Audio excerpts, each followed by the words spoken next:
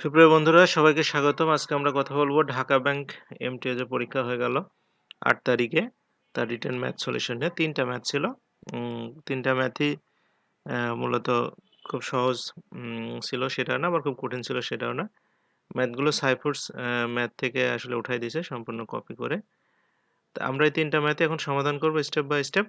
দেখতে থাকুন, ভালো লাগবে। আর যদি ভালো লেগে থাকে তাহলে চ্যানেলটি সাবস্ক্রাইব করবেন, সেই আশাবাদ করি।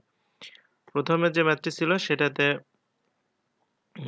বলছে যে a person bot an article and sold it at A losses of 10%। মানে একজন একটা জিনিস কিনলো এবং বিক্রি করলো 10% লসে। If he had bought 20% less, যদি সে আরো 20% কম দামে কিনতে পারতো, অ্যান্ড সোল্ড ইট ফর টাকা 55 মোর, আরো যদি 55 টাকা বেশি বিক্রি করতে পারতো, he would have had a profit of 40%, তাহলে তার প্রফিট হতে হচ্ছে 40%। Then the cost price of the article কত হবে? তাহলে আমরা প্রথমে কস্ট প্রাইসটা ধরে নিলাম এক্স টাকা। আচ্ছা, তাহলে তার বিক্রি মূল্যটা কত হচ্ছে? এক্স এর থেকে 10% মাইনাস করতে হবে। তাহলে সেলস প্রাইস হচ্ছে এক্স মাইনাস এক্স এরই 10%। তাহলে এটাকে যদি আমরা ক্যালকুলেশন করি, 10 উপরে রাখলে পার্সেন্টেজের নিচে 100 আসলো, লসাগু করে দিলাম 100 এক্স মাইনাস 10x, তাহলে 90x ডিভাইডেড বাই 100 টাকা। আচ্ছা, এটা হলো তার কস্ট প্রাইস। এখন বলছে সে যদি 20% কম দামে কিনতে পারতো, মানে আগে যে এক্স টাকায় কিনেছে তার থেকে 20% কম, তাহলে 20% মাইনাস করব। তাহলে নতুন কস্ট প্রাইসটা হবে এক্স মাইনাস এক্স এর 20%। তাহলে এটা ক্যালকুলেশন করলে আমাদের আসছে উপরে 80x, নিচে হচ্ছে 100x টাকা। এবার যেমন থার্ড কন্ডিশন বলছে যে বিক্রয় মূল্য আরো 55 টাকা যদি বেশি হতো, তাহলে নতুন সেলিং প্রাইসটা হবে আগে যে সেলিং প্রাইস ছিল 90x ডিভাইড বাই 100 প্লাস 55, মানে 55 হবে, কারণ নতুন 55 টাকা বেশি হবে। এখন বলছে এই সেলিং প্রাইসটা যে ক্রয় মূল্য ছিল, ক্রয় মূল্যের সাথে আরো 40% প্রফিট যোগ করে হয়েছে। তার মানে আমাদের ক্রয় মূল্য ছিল 80x ডিভাইডেড বাই 100, এই 80x ডিভাইডেড বাই 100 এর সাথে আমরা আরো 40% যোগ করব, করে হবে 90x ডিভাইডেড বাই 100 প্লাস 55। এই আমাদের ইকুয়েশনটা দাঁড়াচ্ছে। তাহলে এখান থেকে আমাদের উপরে 80x ডিভাইড বাই 100 কমন নিয়ে নেব, তাহলে 1 প্লাস 40 ডিভাইড বাই 100 থাকে, এটা লসাগু করে দেব, তাহলে আমাদের 100 প্লাস 40 হবে। তাহলে এখানে আমরা যদি শূন্যগুলো একটু কমাই দিই, তাহলে এই 80-র শূন্য, নিচের 100 শূন্য কেটে গেল একটা একটা করে, এখানে 140 হতো, 40 140 এর শূন্য আর 100 শূন্য কেটে গেল। এই পাশে 90 আর 100-র ভিতরে দুইটা শূন্য ক্যান্সেল করে দিলাম।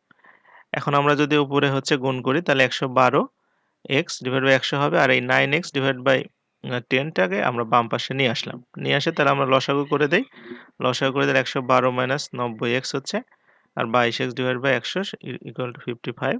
আর x এর মান তখন আমরা নিচে 22 দিয়ে ভাগ হবে, উপরে 100 দিয়ে গুণ হয়ে যাবে। তাহলে আমরা এটা করলে x এর মান 250, অর্থাৎ সেটার ক্রয় মূল্য ছিল 250 টাকা।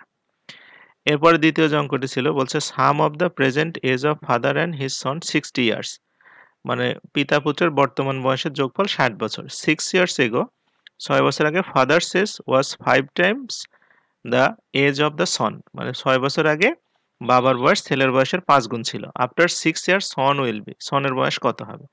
তাহলে আমি প্রথমে ধরে নিই 6 ইয়ার আগে, মানে 6 বছর আগে ছেলের বয়স ছিল x বছর, আর বাবার বয়স ছিল 5x বছর।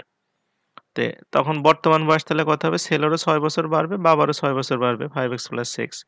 এখন এই বর্তমান দুইজনের x প্লাস 6 এবং 5x প্লাস 6 যে বয়স, এই দুইটা যোগ করলে হবে 60 বছর। তাহলে এটাকে আমরা 6x plus 12 equal to 60, 6x equal to 48, x এর মান 8। এখন বলছে যে তাহলে ছেলের বর্তমান বয়স x প্লাস 6, মানে 8 প্লাস 6, মানে 14 বছর। আর বলছে 6 বছর পরে কত হবে? তাহলে 6 বছর পরে আরো 6 বছর বাড়বে, 14 প্লাস 6 মানে 20 বছর হবে। আচ্ছা, এবার 3 নম্বর যে ম্যাথটা ছিল, the digits of the 3 digit number, মানে 3 অঙ্ক বিশিষ্ট একটি সংখ্যার ডিজিটগুলো অ্যাড আপ টু 18, ডিজিটগুলো যোগ করলে হবে 18। If the tense digit is twice the 100 digit, মানে দশক স্থানে অঙ্ক যদি শতক স্থানে অঙ্কের দ্বিগুণ হয়, এন্ড দ্য 100 ডিজিট, যেটা শতক স্থানীয় অঙ্ক, সেটা যদি মানে একক স্থানীয় অঙ্কের 3 ভাগের 1 ভাগ হয়, তাহলে নাম্বারটা কত? তাহলে আমি প্রথমে ধরে নিলাম শতক স্থানীয় অঙ্কটা যদি x হয়, তাহলে আমাদের দশক স্থানীয় অঙ্ক মানে 10 ডিজিট হবে 2x, কারণ দ্বিগুণ। আর হচ্ছে একক স্থানীয় অঙ্ক বা ইউনিট ডিজিটটা হবে 3x, কারণ হচ্ছে যে এই ইউনিট ডিজিটের 3 ভাগের 1 ভাগ হচ্ছে দশক স্থানীয় অঙ্ক বা 100 ডিজিট।